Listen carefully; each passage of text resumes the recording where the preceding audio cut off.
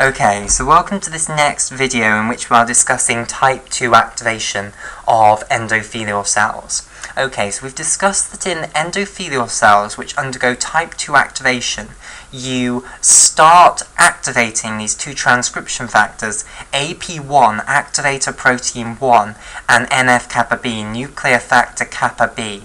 These both increase the expression of a whole bunch of genes.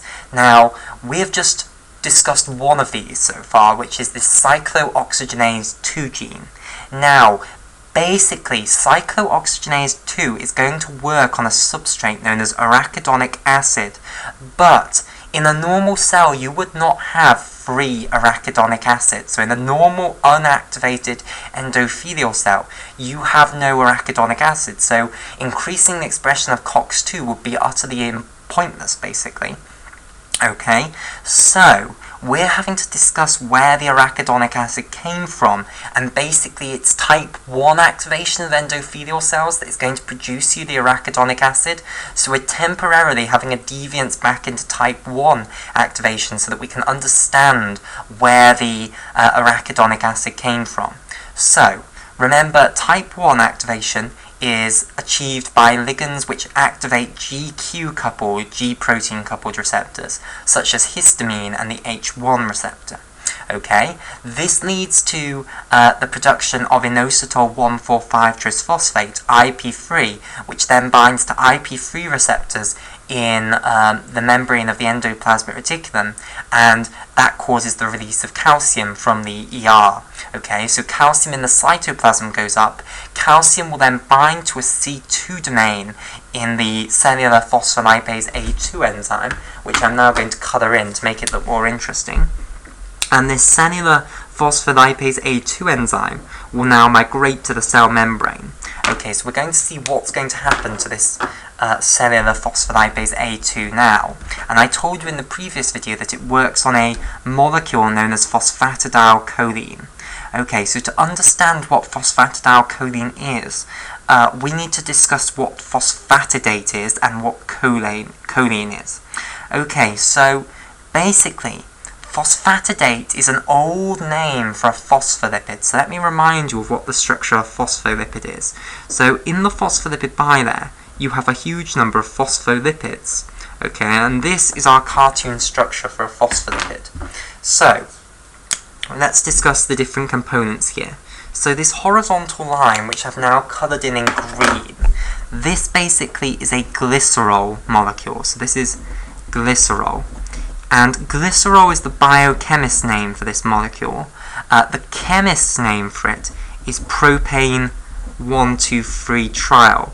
And although propane 1,2,3-triol is a bit of a mouthful, let me just move this over a little bit, it does tell you exactly what this molecule actually is. It's a free carbon molecule where you have alcohol groups coming off all three of the carbons. So you have an alcohol group coming off the first carbon, an alcohol group coming off the second carbon, and an alcohol group coming off the third carbon. That is what propane 1,2,3-triol is. Right, now let's deal with these vertical lines in orange here. Okay, so these are the hydrophobic tails of the phospholipid molecule, or the fatty acids, which have been esterified to the first and second alcohol groups of the glycerol molecule. So the chemist's name for fatty acid is to call it a long-chain carboxylic acid. And again, that tells you exactly what a fatty acid actually is. It's a carboxylic acid which has a really long tail, basically. What am I doing? Long chain carboxylic, and it should be acids then. I was about to write tails. Right. Long chain carboxylic acids. Okay, so you have taken these really long carboxylic acids and you've esterified them to the first and the second alcohol groups of the glycerol molecule. Now, what do you add to the third alcohol group of the glycerol molecule? Well, you add a phosphate group, okay? So you bind the phosphate group to the third alcohol group of the glycerol molecule via a phosphoester link. Okay, so this is a phosphate group. Right, And this whole molecule is now what would be called a phospholipid, or the old name for a phospholipid is a phosphatidate molecule. So phospholipid is what people would use more modernly, but the old biochemist name for a phospholipid, the old biochemist name for this sort of a molecule is to call it a phosphatidate molecule. Now, you will never ever hear anyone referring to a pure phospholipid like this as a phosphatidate molecule.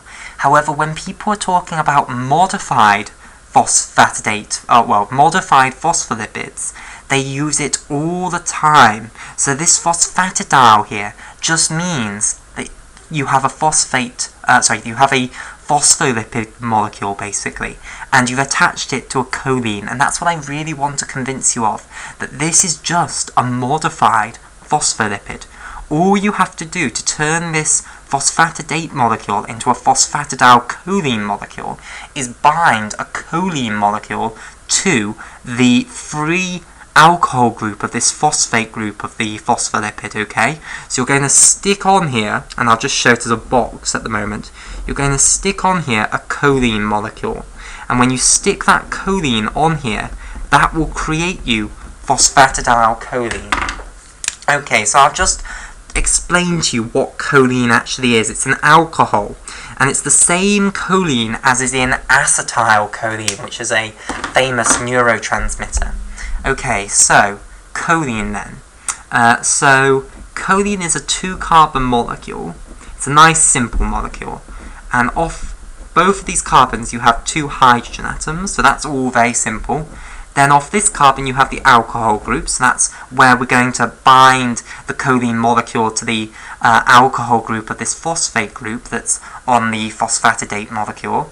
And then off this other side you have a nitrogen atom, which then has 3 methyl groups bound to it. 1, 2, whoops, that's a methylene group. There's a methyl group, and here's our final methyl group. Now basically, one of these bonds between the nitrogen and the methyl groups will be the nitrogen providing both of its lone pair electrons into that bond. So you'll notice that this nitrogen has 4 bonds. It's only supposed to have 3 bonds. It's supposed to have 3 bonds and 1 lone pair. Okay, so one of these bonds will be where the nitrogen has donated both electrons into the bond, and then when you donate both electrons into the bond, you effectively give up one of the electrons to the other constituent of the bond, so that gives the nitrogen a positive charge because it's lost an electron. So one of these methyl groups would have come in with a positive charge, and then it's just taken an electron from the nitrogen to form a bond basically. So it came up to the lone pair formed a bond, and then effectively one of the electrons went to the methyl group. That neutralized the positive charge on the methyl group, but it exchanged the positive charge onto the nitrogen. So this is what the choline molecule is. Okay, so what you will then do is you'll take this choline molecule and you will link it to the phosphate group of the phosphatidate molecule via, again, another phosphoester bond. Right, so this is phosphatidyl choline, and this is a normal constituent of the phospholipid bilayer. You'll have this alongside your normal phospholipids, and I hope what I've convinced you of is that it really is just a modified phospholipid. It's just a phospholipid with a bigger head, and people would refer to this as a phospholipid. Okay, right, so what does phospholipase A2 do? Well, basically, it's going to break this bond here. It's going to break the bond, the ester link, between the second alcohol groups of the glycerol molecule and the fatty acid that is esterified there. Okay, so I'll try and show this, but I'm going to have to be very careful.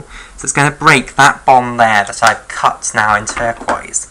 Okay, and I think it will become more obvious if I show you the 2 byproducts that this will produce. Now I've got no space over here, so it's going to be a bit odd, but I'm going to draw the byproducts over here, okay, simply because of lack of space. Now, one of the byproducts, the bigger of the 2, is what's left after you've cut off that second fatty acid. Okay, so let's colour this in. you still have one fatty acid esterified to the first alcohol group of the glycerol molecule. You still have the glycerol molecule in green here.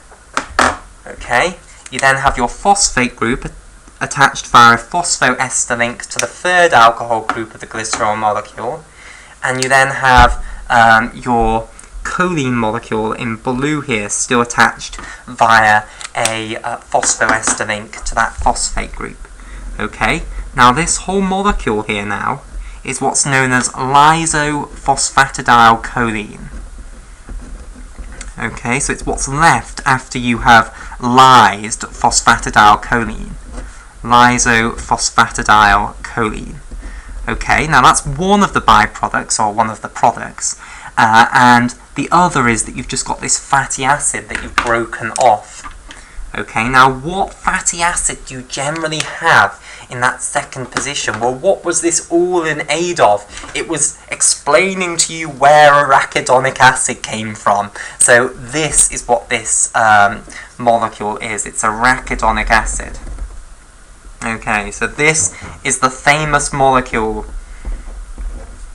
arachidonic acid, which gives rise to all of the prostaglandins. It gives rise to all of the lipoxygenase, well, the leukotrienes rather, okay, and it gives rise to a whole bunch of other things as well. So arachidonic, and it's not arachidonic acids, it's arachidonic acid.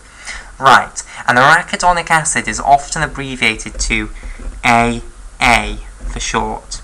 Right, so you have broken phosphatidylcholine down into lysophosphatidyl-choline and arachidonic acid.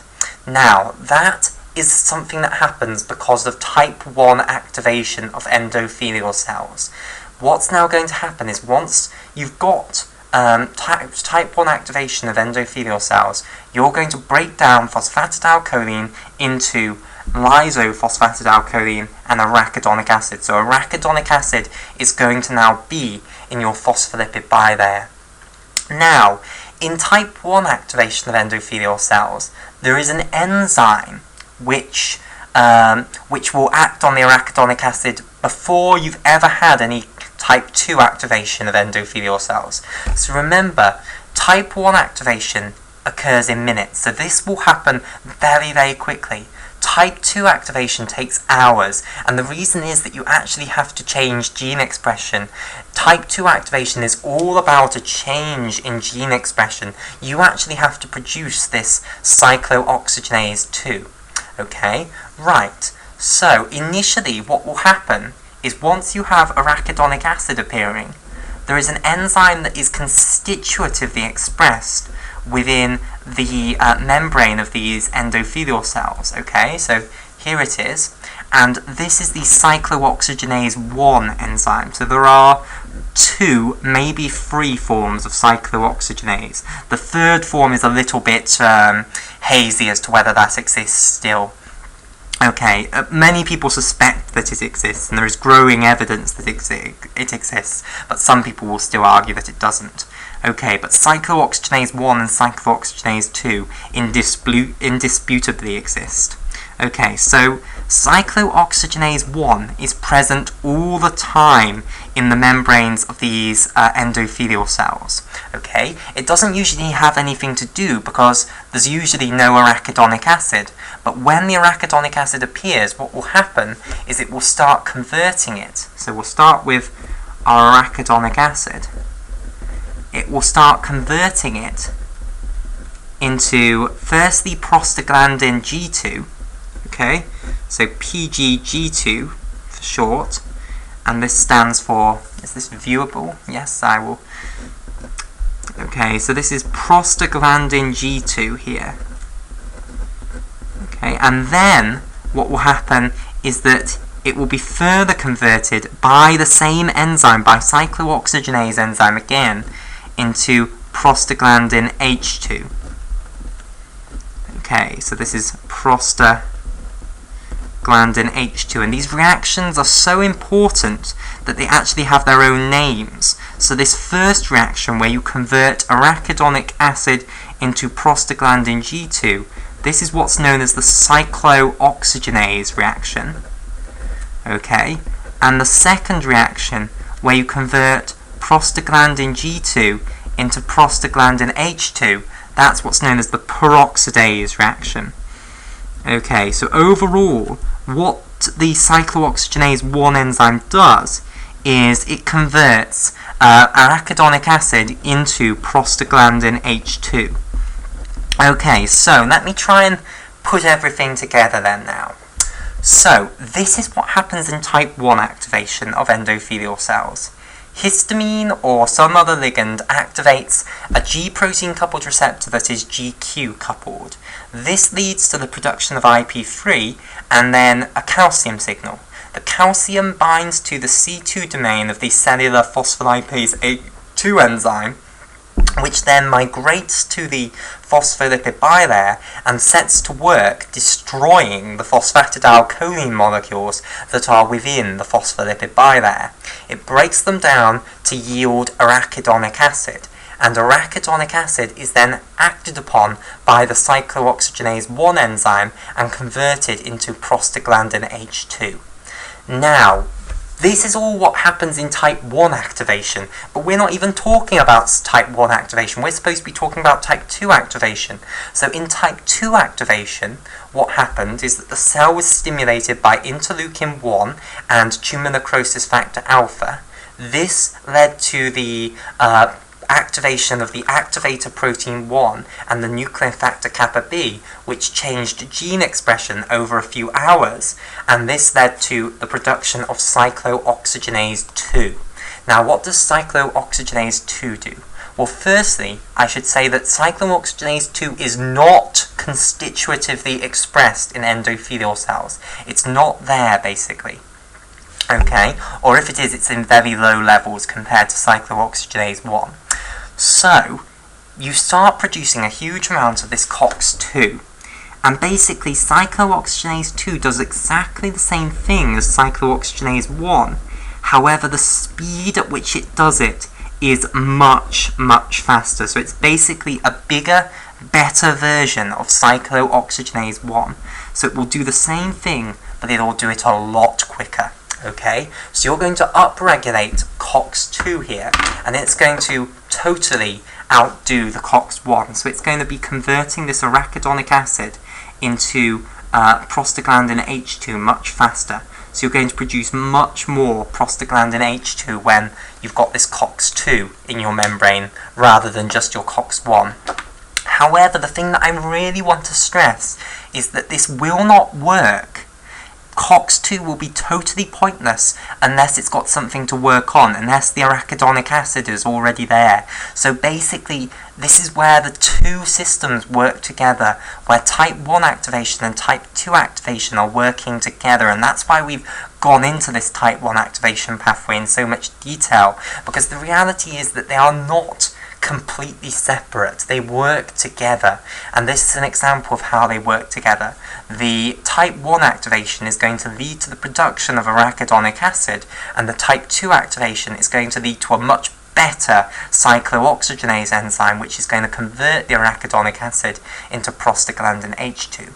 Now, what is the point of producing prostaglandin H2? Well, basically, it's going to be converted further by another enzyme, which is, can I fit this in anywhere? Basically, it's going to be converted to another molecule known as prostaglandin I2. Okay, and this is so important that it's got another name. It's also referred to as prostacyclin, and I don't think I'm going to be able to fit that in, how sad. Prostacyclin, okay, which basically is vasodilatory. So it's going to lead to the relaxation of smooth muscle cells. Now, the enzyme which does the conversion of prostaglandin H2 into prostaglandin I2 is actually within the membrane of the endoplasmic reticulum. So I'll show it here. So this is this protein that's going to convert PGH2 into prostaglandin I2, and it's known as prostaglandin I2 synthase, or also prostacyclin synthase. Okay, right. So, important to understand is this. Originally, when you created the arachidonic acid stayed within the phospholipid bilayer. It then met either cyclooxygenase 1 or cyclooxygenase 2, and these enzymes converted it into prostaglandin H2. The prostaglandin H2 then went into the cytoplasm and met the prostaglandin I2 synthase, which converted it from prostaglandin H2 into prostaglandin I2, which is also called prostacyclin, and the prostacyclin will then be secreted out of the endothelial cell, and we'll discuss the effect of secreting that prostacyclin in the next video.